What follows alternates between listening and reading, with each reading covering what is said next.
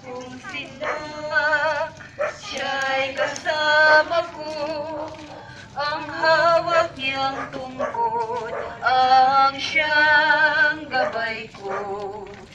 Tangan niyang pamalo, sigla tanggulan ko. Ang Panginoon ang aking pastor, pinagiginhawa ko. Lubos.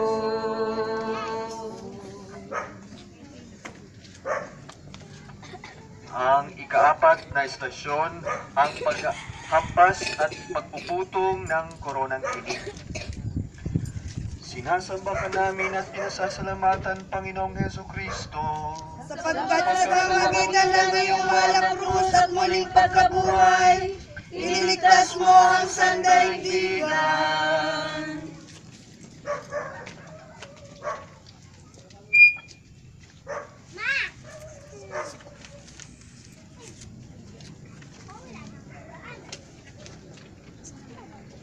Sinabi sa kanila ni Pilato, "Kung gayon, ano ang gagawin ko kay Jesus na tinatawag na Kristo?"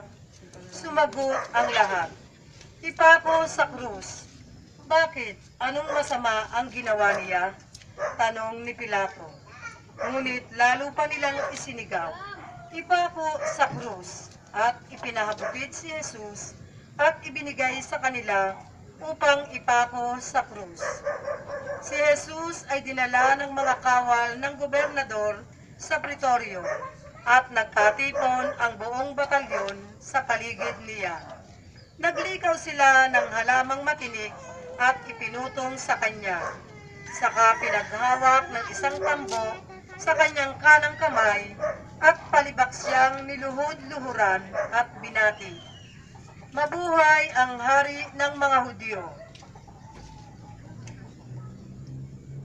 Ang salita ng Diyos. Salamat sa Diyos.